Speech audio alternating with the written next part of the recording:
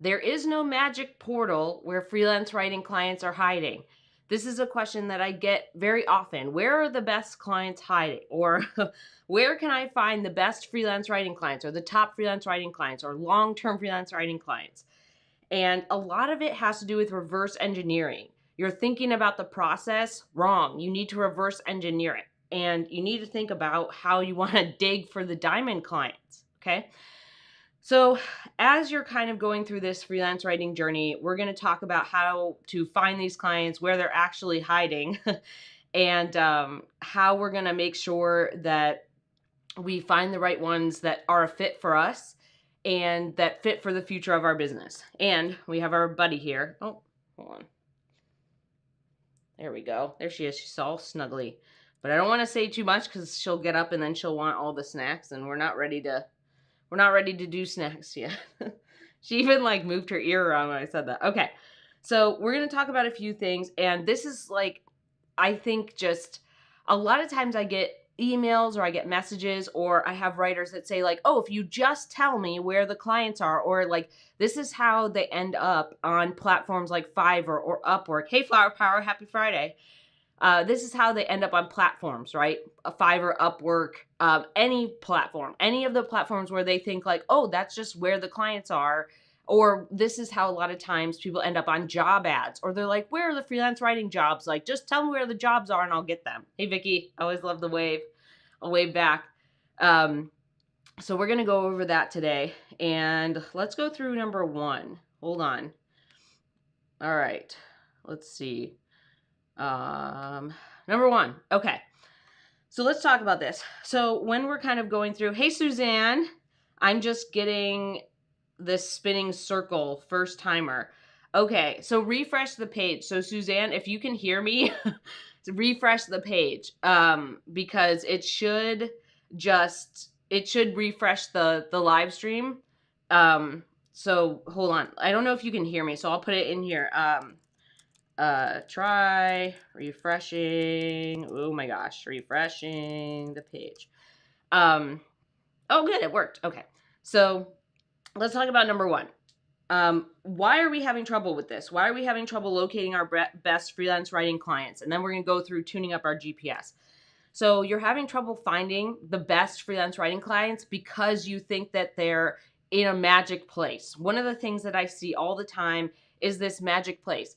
And I just read through something the other day, and I think this is actually a really good story.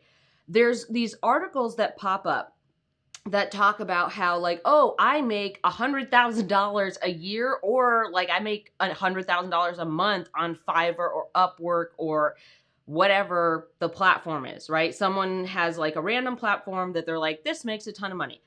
But you're thinking that that's the route. You're thinking like, oh, this person's making a ton of money, I should just go do that. But really the secret is, and I just read about this like the other day, I was like, I always like, whenever someone's making a ton of money on a platform, I'm like, something's fishy here. What ends up happening is every time I look at it, like someone making a huge pile of money, or someone, and this, okay, there are like 1% of cases where people are like legitimately doing freelance, like good freelance writing. They're only working for high quality clients. They're charging a ton of money, like really good rates, that are totally fair for their experience. That's like very small percentage of them. But the ones where you go like, oh, I'm making like a huge pile of money, like 200K a year on Upwork, or like this person was making like 100K a month or something on Fiverr or whatever. It ends up being that the person basically created an agency, and it's not even really like operating like a true agency. It's like the person worked on Fiverr for like 3 months, or they worked on Upwork for like 3 months, and then they just got overloaded with all these small jobs, and then they started having other people do those jobs at even lower rates. Okay. So when I go and look at Fiverr profiles or at Upwork or a platform, these are just two of the most popular ones. There's always a platform. They're thinking that the best freelance writing clients are just like, they are giving them all this money, and it's not true. The deal is they're working for clients that are giving them like $100, and then they're outsourcing that, right? They have like an agency model where they take 50% or whatever it is, and the other person takes 50%. So out of $100, they get $50 and the other person gets $50. the way that people end up making a ton of money per month or whatever is they end up having an agency. Like this happens every time. It's not that they're getting the best freelance writing clients. It's not that they're having the juiciest opportunities. It's not that they're getting paid like 10 grand to do a really cool job. They're getting paid in $100, $200 increments, or like at most like $1,000. Like these are very small increments. So their job is volume. Okay. Their job is not quality. And this is where I also get a lot of questions. It's totally exhausting, Bailey. It totally is. I know this because this is how I started. I started on Upwork before it was Upwork, when it was Odesk and Elance, like before they merged. And you end up getting these things where like, I had someone ask me to do web copy and they were like, hey, can you just do it for half your rate? So like I did their whole website for half my hourly rate, which was so dumb. But I was like, oh, I should just do that. So a lot of times they end up getting these very small jobs, and they just get a lot of small jobs, and then they end up outsourcing them for 50% or whatever. So they have this agency that includes 100 freelancers or whatever, or 20 freelancers, whatever, across the globe, and they pay them less. So they're not only are these people not making good money and not working for the best clients, they're then paying other writers even less, which is nuts, which is crazy. I would never do that. So there's a lot of times where I get notes from freelance writers who are attracted to the money part, and they're like, oh, they just must be doing all this stuff. Those are not the best clients. That's very churn and burn. The other thing that happens too is like I see a lot of stuff where people are like, oh, I need to write SEO optimized blog posts and say I'm a professional writer. That's only when you're in a sea of people who are like not good at their job.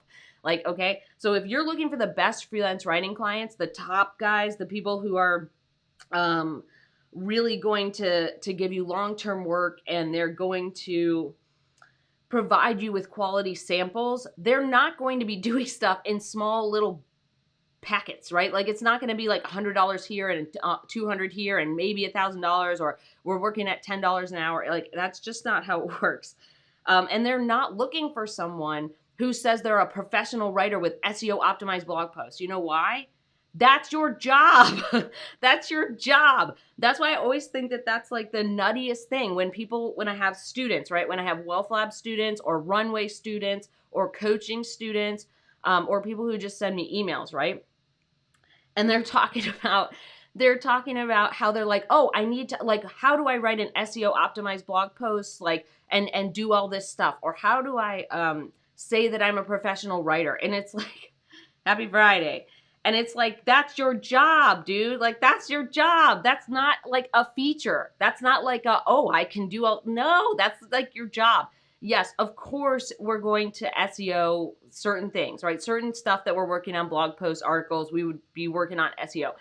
But the structure, if you go through, read through a bunch of profiles, and if you look at how Upwork or Fiverr or any of those platforms are structured, and you read the bios and you read like the stuff, they have samples, it's very obvious that that stuff is marketed and attracting a junior audience. The best freelance writing clients, you have to speak their language. You have to be on their same vibe. You have to be on their, like, it's like you are two blue whales singing the same song. There's not a ton of you out there, but you eventually find another blue whale, right? Who's like singing the same song. Well, there's a ton of them out there. I mean, like, you have to close the gap. That's what I mean. So the misunderstanding is that these top clients just like are on these platforms, or they're just like posting job ads, and they're not. They're looking for the custom, you get their niche, you understand their work, you are on their level. They're not like surfing through 1,000 profiles. They're looking for the right writer for their brand to do the right kind of copy, who gets their audience and understands how to create stuff, right? So these clients, right? These clients, a lot of times, this is how we're going to tune up our GPS. Yes, the whales. This is how we're going to tune up our GPS. One, don't get on the platforms. Get off the platforms. I get it. Yes, there's like 1 people out of 1 billion that makes a bunch of money on there. You don't want to be working at $100 an hour, like it's, or not $100 an hour, $100 a project, you definitely want to be working at $100 an hour. And even if you set your rate at a crazy high rate, the deal is that as you get faster, that hourly rate goes down. And there's always like this weird, it's just not a conducive place where a lot of high quality clients are. So yes, she agrees. Oh, did you just wag? What a good girl. Do you agree? Good girl. Why don't you stay in your little taco? Stay in your little taco, because I don't want to, fine. I'll just give you one because you wagged and you look super cute. You look super cute in your little taco. Why don't you just stay there in your little taco? Oh, good girl. There you go. Good job. What a sleepy bean. We're a little concerned she might have an ear infection. Charlotte has a lot of allergies. Good job, Suzanne. Charlotte has a lot of allergies, and as many pit bull Frenchies do. Good girl. And so we're concerned she might have an ear infection because she's been all shaking her head. I like your lip gloss, though. Your lip gloss looks on point. You look super cute. Okay. So let's talk about fine-tuning your GPS. Your GPS is fine-tuned through doing the work, okay? You have to dig for the diamond clients. This is something that I started saying a little while ago, and I wish I would have said it earlier. Your diamond clients are hiding in plain sight. You have to go find them, which means you have to dig through the research. You have to do all the stuff to do that. So when you're thinking about best freelance writing clients, they're hiding in plain sight, and they're also looking for the right person to do all the stuff, right? They're looking for the right person to create a long-term relationship with so they can keep coming back to you with projects, or they can just keep farming out projects to you as you go along for, the next however long they need help, maybe 6 months, maybe a year, maybe multiple years. I know I had someone on a webinar who said they had a long-term retainer for like 21 years, which was nuts. That's the longest retainer I've ever heard of. The longest one I'd heard of before was 5 years, but 21 years is pretty great. So your GPS, right? We need to do the processes. Your best clients are doing the work of growing their own business. So we need to be growing our business. We are in a growth mindset. We are in the same thing. So what does that mean? Our clients are growing their revenue, potentially and probably growing their staff. The staff numbers might go up and down if you're going after startups, or if you go after really big companies, that can go up and down quite a lot. So they're growing in revenue, they're growing their products or services, they're becoming one of the best places in their industry. And they come up on a bunch of lists. This is something that I think is really important.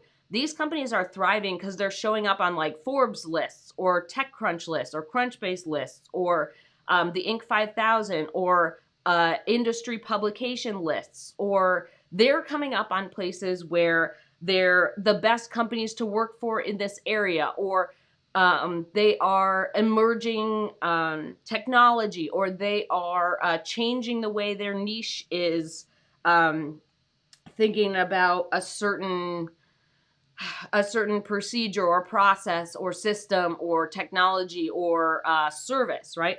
These are not that hard to find. They're on lists. They're growing, okay? That's the important piece, is we have to think about the growth part. That's why I say sometimes they're hiding in plain sight. So not only are they on a bunch of lists, they're growing, but you can see them, like people share things about them on LinkedIn, or there are tons of articles written about them. This is why I subscribe to like a bunch of like local business publications like Austin Business Journal or Austin Inno, or just the Inno, INNO, that covers startups and stuff around the country. So if you kind of have these publications, they're constantly writing about businesses that are changing their niche or changing the outlook or doing something innovative. They're growing. They're the ones that are like, they're not saying like, hey, please come help me. They're off working in and on their business, and you need to go find them in your niche. Remember those revenue ranges. Startups need at least 3 to 10 million. They can have more than that, but at least 3 to 10 million. And a traditional company needs at least 5 to 50 million minimum. It depends on the niche. That's why it's such a big gap. But they have the money, they're growing, they're popping up in a bunch of different places doing things that are innovative. You're getting press releases or articles about them. You're seeing them in places. They're easier to collect, right? They're out there doing the work, right? You need to go do the work to go find them. You need to be reading these things, scanning places to find them. not in subscribe to publications that talk about your niches and things that are coming out. They're there all the time. Like, I can tell you, some of my best clients were on these lists multiple times. They were on the Inc. 5000 multiple times, or they were on like the best blah blah blah to watch in this niche or whatever. Like, it's because they're doing the work. That's where we want to be, because as they grow, the workload grows, right? And as they grow, they're in like this, we want to have someone grow with our brand, or we want to have someone who's up on what works best for our audience, or someone who understands our company. They're looking for someone with quality to match like their speed, kind of, in a way.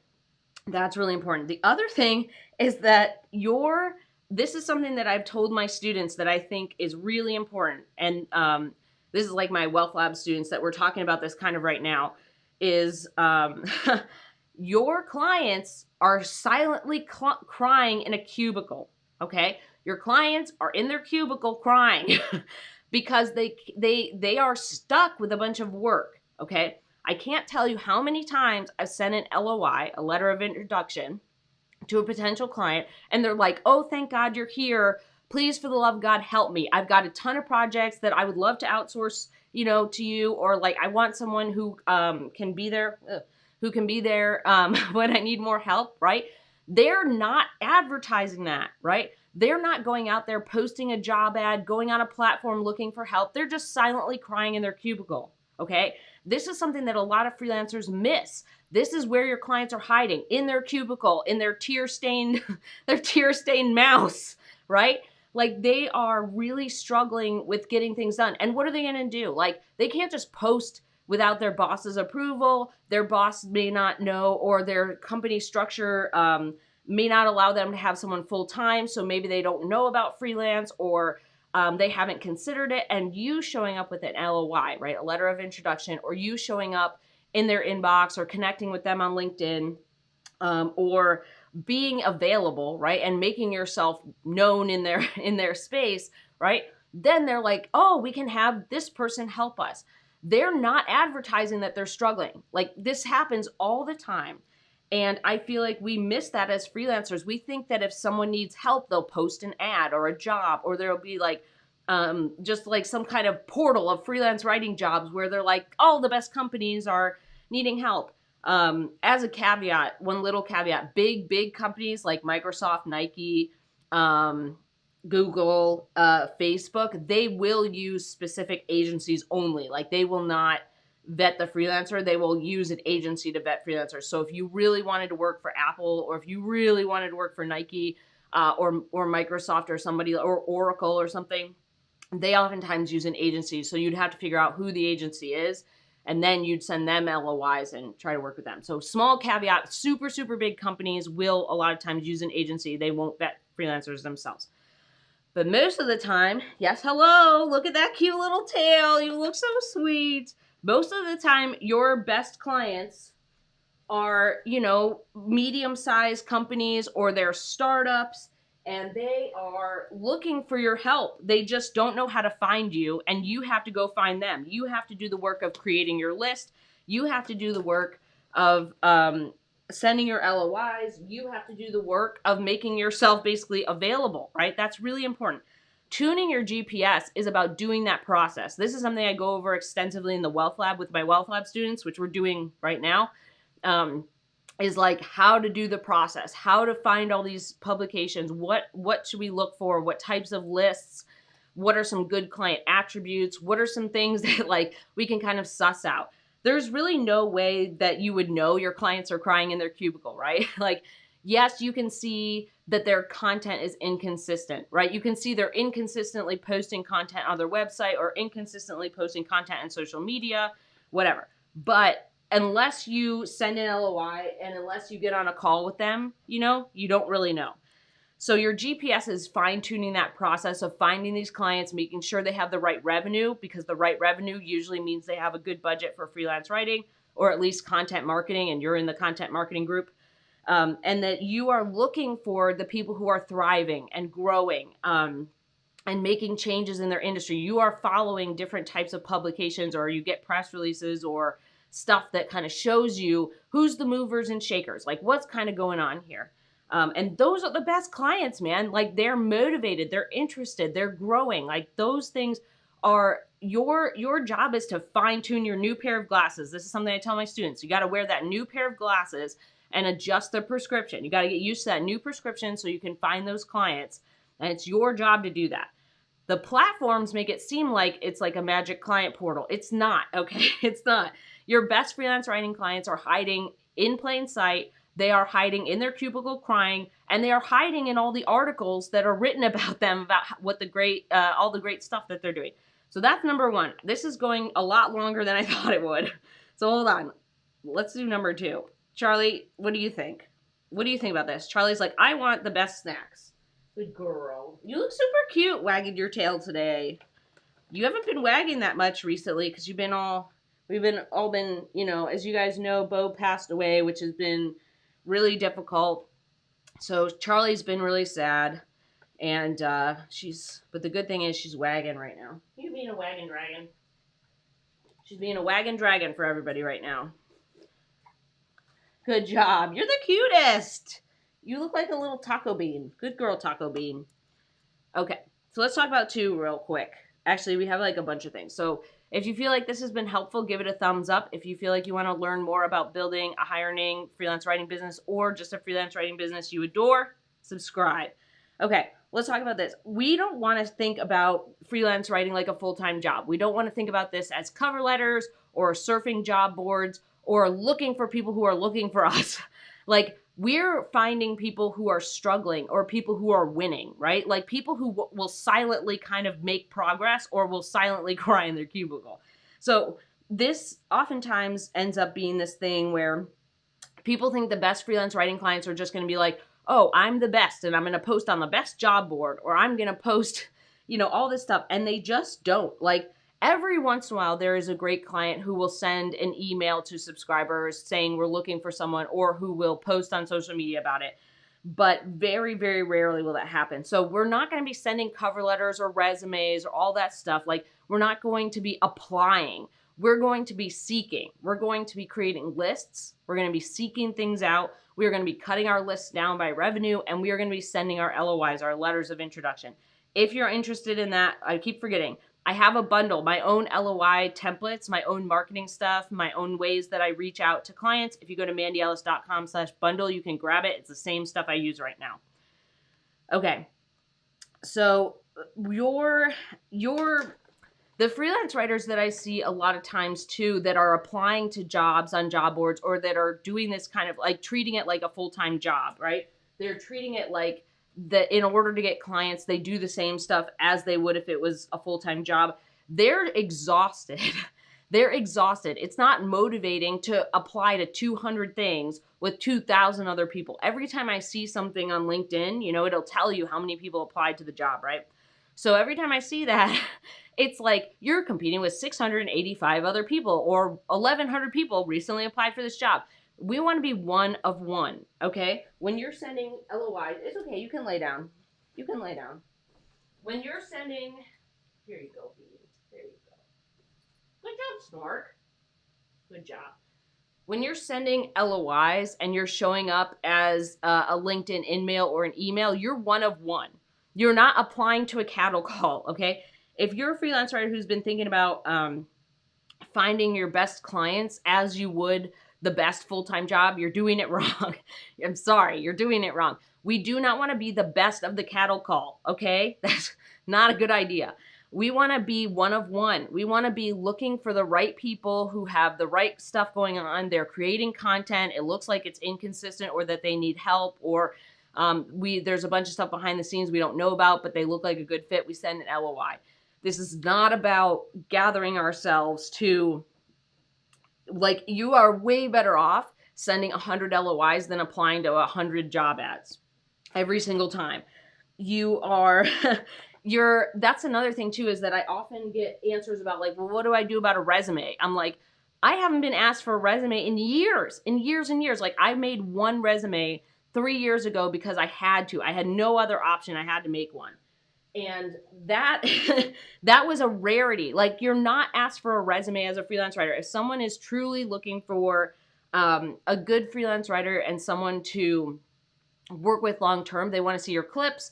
They want to know what clients you worked with in the past. They want to know that you get their stuff, like you get their niche or their audience, that you're on board, right? The resume thing is totally nuts. That's why we have LinkedIn and websites. Like, to me, if someone asks for a resume, it's super outdated. It's like almost a red flag. And very rarely, there's a great client who asks for a resume. And usually they're only asking for a resume because they have to put it in some kind of portal. They have to put it, it's okay, you can lay down.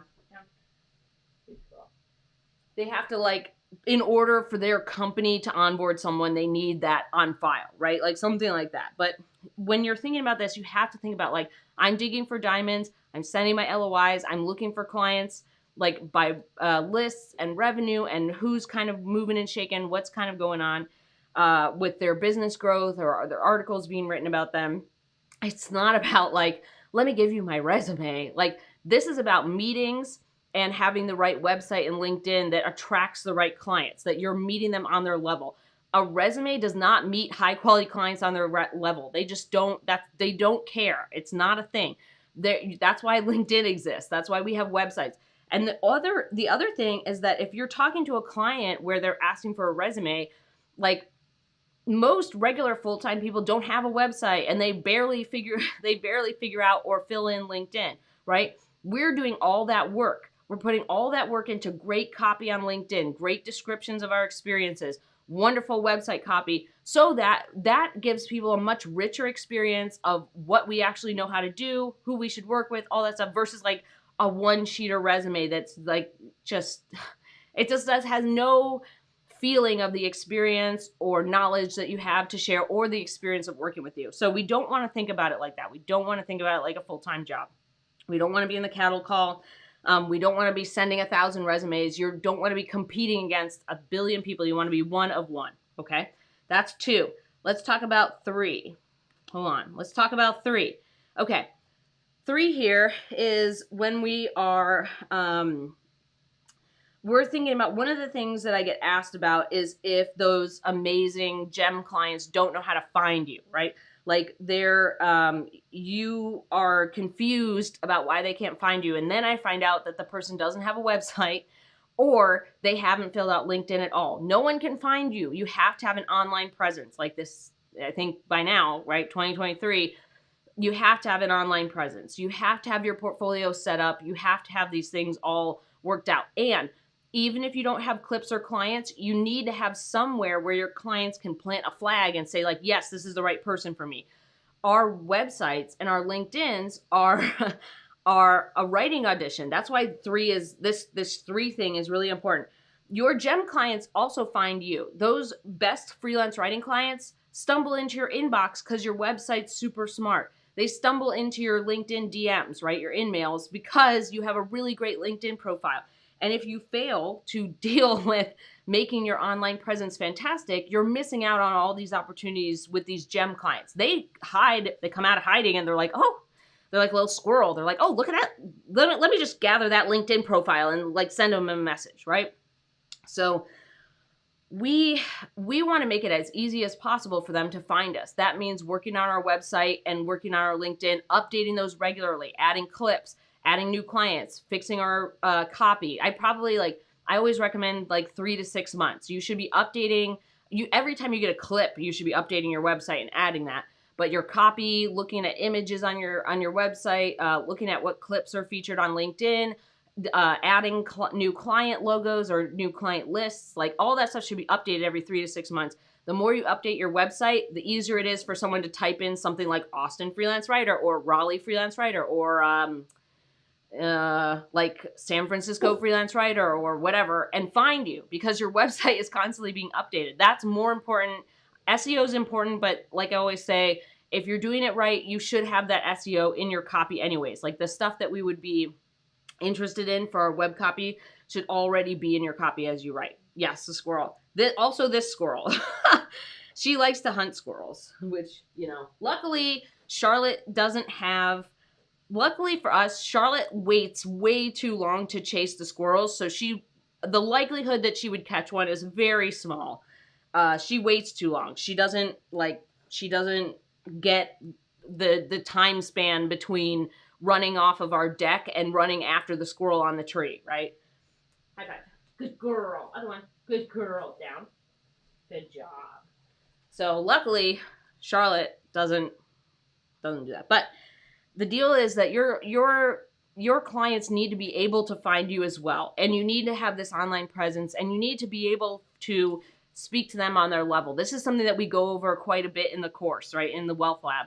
And I'm talking about the Wealth Lab because right now we're in a session where we're doing this quite extensively. We're going over LinkedIn and websites and sending LOIs, doing our marketing, finding clients.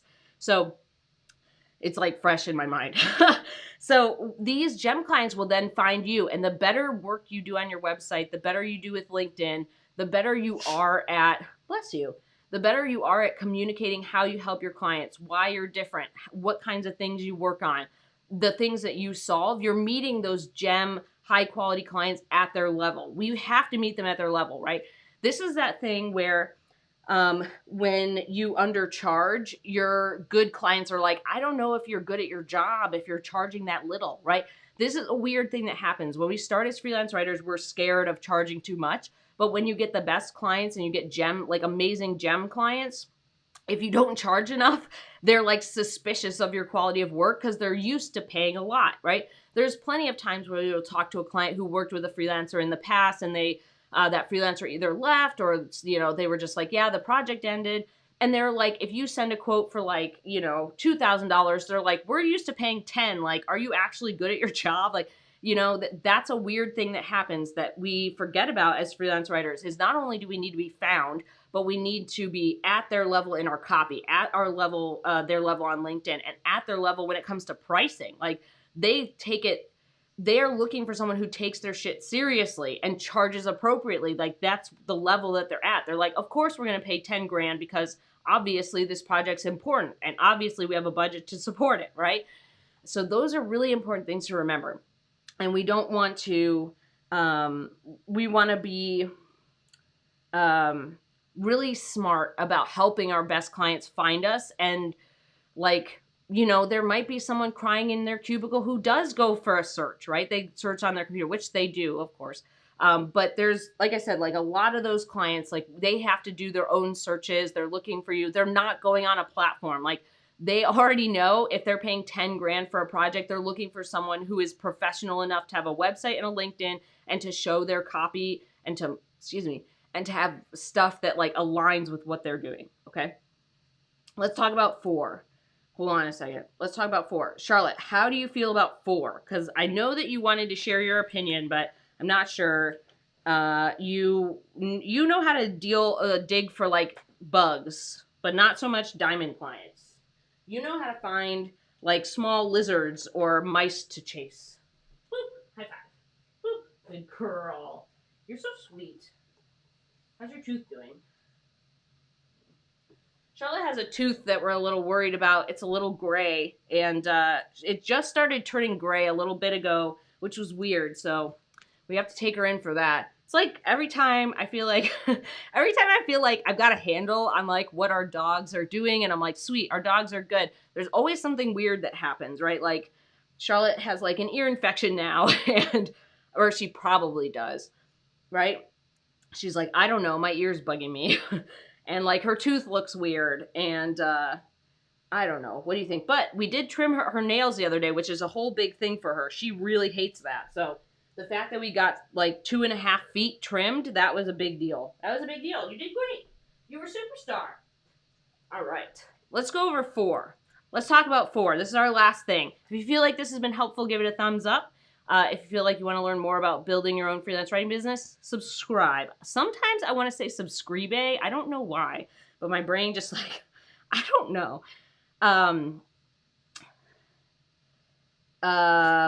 Albert says, I can't understand why any writer in 2023 would in 2023 not have any kind of online presence. Yeah. I always feel like it's that for me, when I see this as a problem with a student or someone who sends me an email, it's because they think the website is either too much work or they're coming from a platform. And someone comes to me with a platform and they're like, oh, well, I just have this profile. They can just go to that. And I'm like, no. So like a lot of times they just don't understand the importance of the website. They instead see it as too much work, or they're like, why can't they just go to this platform? Or what ends up happening is they just have LinkedIn. They're like, well, I have LinkedIn, but they didn't fill it out. They didn't work on it.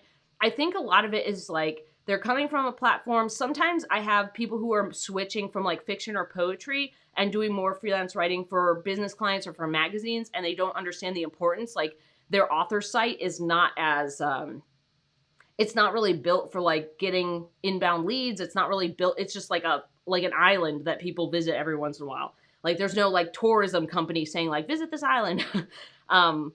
Like they are coming from a different space, so they don't understand like the power of.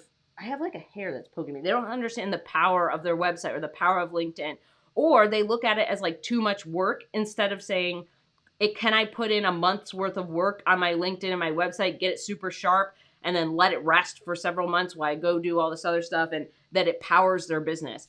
I also think it's weird. Like sometimes I'll get people with I don't know if this is still Contently profiles, like Contently portfolios, or people who use other sites for their portfolio. They're like, oh, I have a website, and they send me a link to like a thing that's just a collection of their clips. It has no copy, no information about what clients they work for.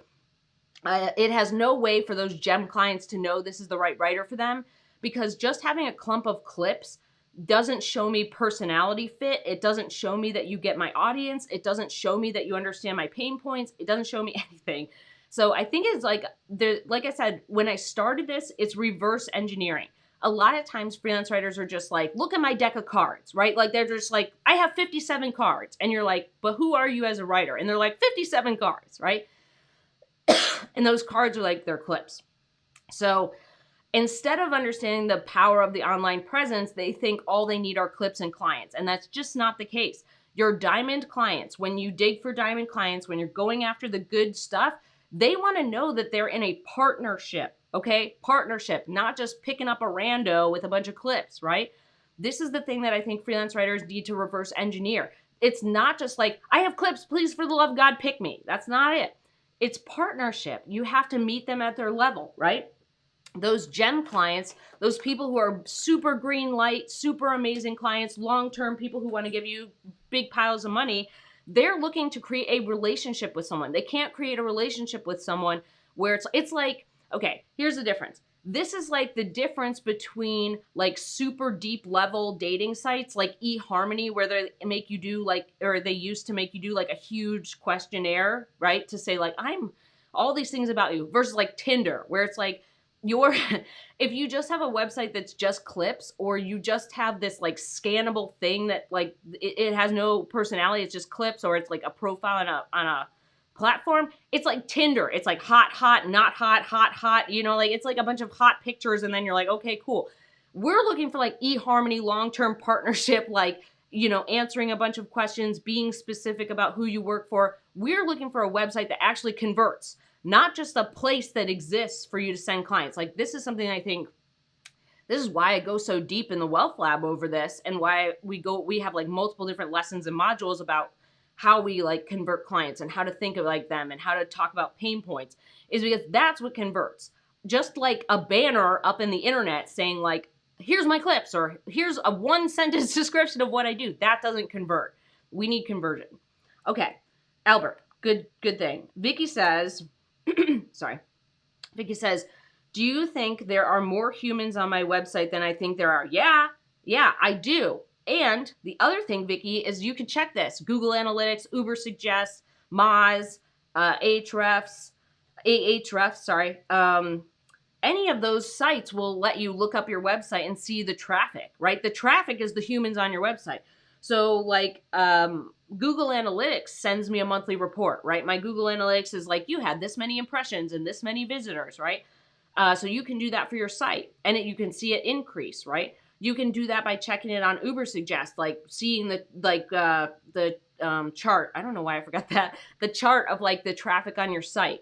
The more you work on adding clips, adding client logos, updating your copy, all that stuff, and you don't have to do it forever, but every time you get a clip, you should put it on your website. Well, you do have to do it forever. I mean, you don't have to do it super frequently. But yeah, like this, I check this stuff. Like, is it going up? What's kind of the average? How, like, what can I kind of expect? I bet there's probably a lot more people on there than you think. And that's the thing that I always try to explain is like that copy on your website. We need that to convert. Like when you get that 3 to 5 seconds, and it used to be like much longer, and it used to be like 8 seconds, but now you get like 5 seconds. So imagine you have 5 seconds for someone to scan your website, a gem client who comes in there. Sorry, I'm a little like buggy feeling today. So you have like 5 seconds for someone to scan your website and see that you get their pain points, get their audience, offer their services, that you're on their level. That we need that from the very beginning. We only have a handful of seconds to make it work. And if you just have this blank page with a bunch of stuff on it, like just clips or like, hi, I just do services. Like when I see a website that's just like, hi, services, hi, freelance writer, hi, clips, like that tells me nothing about how you're going to help me. Why are your clients important to you? Like, how are you helping them reach their goals? How does the content actually work for them, right? If you can explain all that stuff, it's like the person scans it and they're like, yep, I got it. So like this is something for me that I hear on my calls. This is why I think it's so important, is because like I have lots of data to back this up, where someone will send me an email on LinkedIn, or will send me an email and they'll say like, hey, I loved your website. I looked at it and I knew immediately you were right for me. Or they'll say like, I was reading through your website and I loved your vibe. Like it's perfect for our company, right?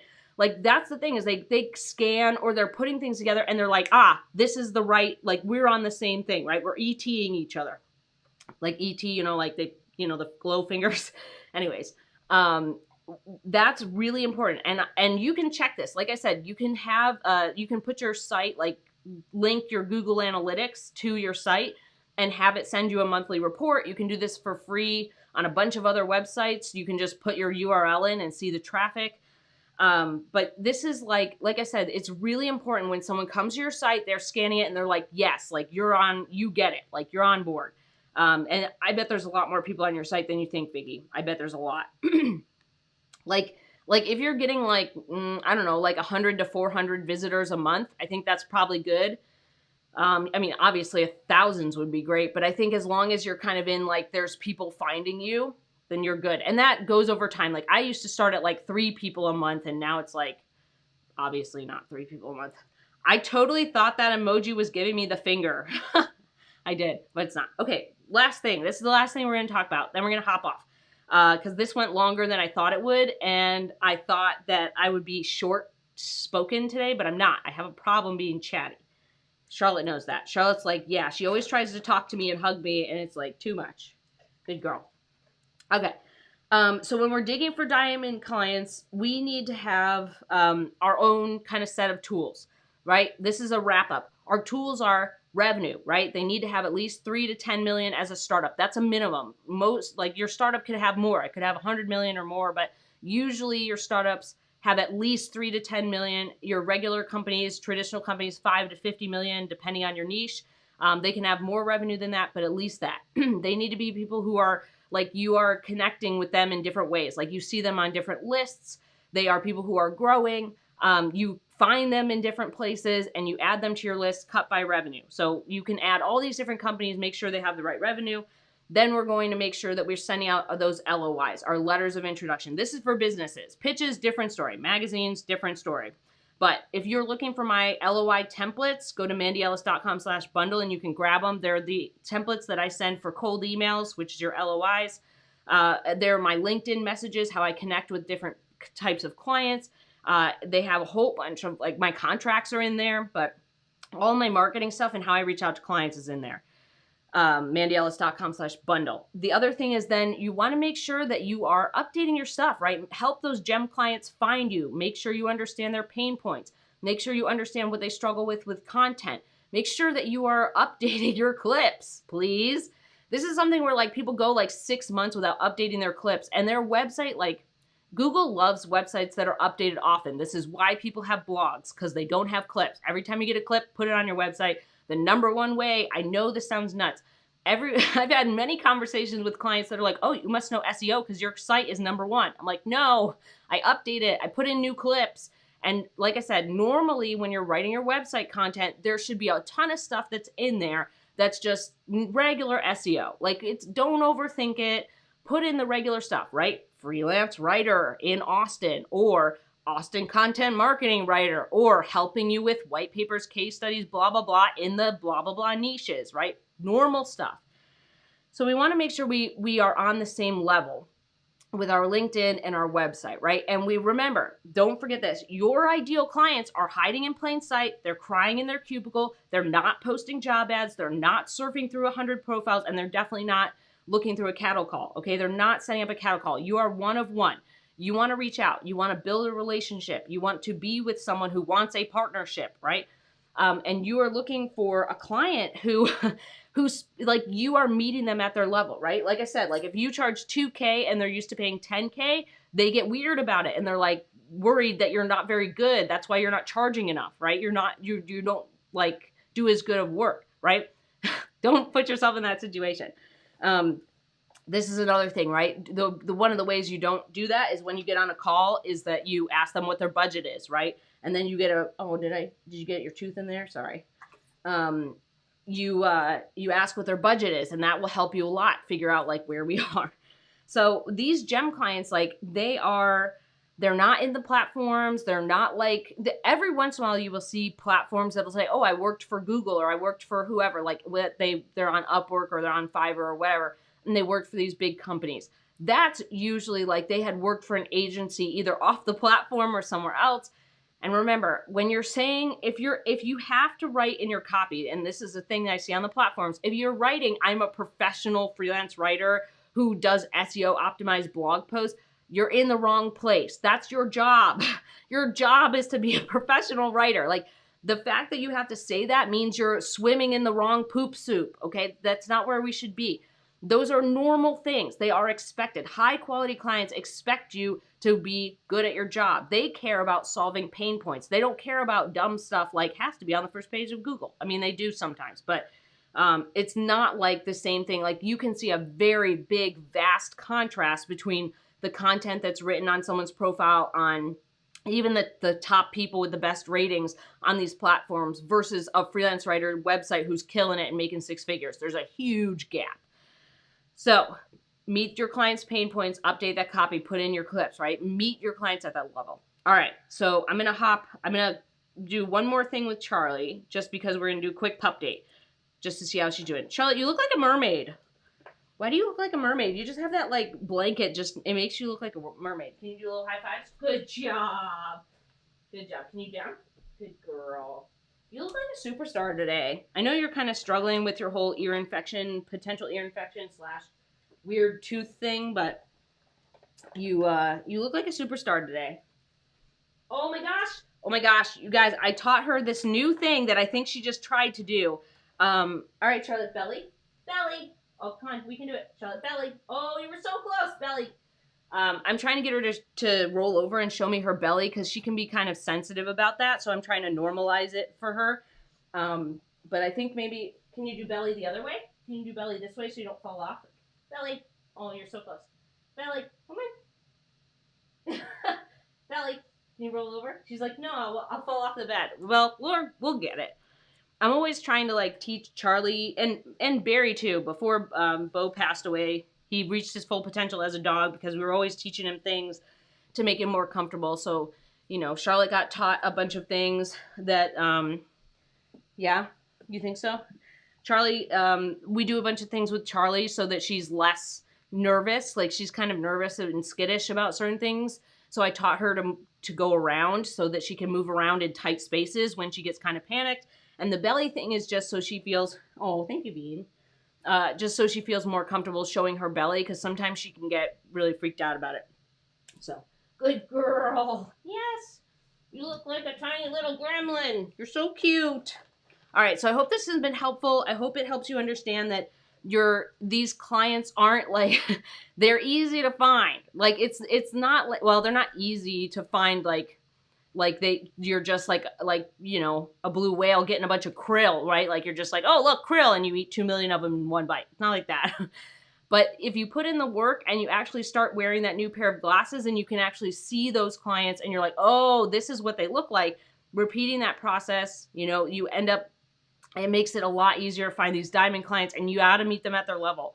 Meet them at their level with your copy on your website and LinkedIn. Meet them at their level by reaching out and being one-of-one with your LOI. Okay, I think that's really important. Bailey says, this was great. Thanks. You're welcome. Thank you for saying that. It's super nice of you to say. I'm glad this was helpful. I'm here every Friday. Every Friday we do a live stream at noon Central Time. If you ever have a question, where did it go? If you ever have a question or topic that you want me to go over, go to mandyellis.com/question. You can be anonymous. We've done many questions on here. So there are lots of times where I've done a topic on a live stream that someone has asked for anonymously, and I did the live stream topic. So you're welcome, Tracy. I always like to give pep talks. Yeah. So if you ever have a question or a topic you want me to cover on this live stream, put it into mandyellis.com/question. And like I said, you can be anonymous.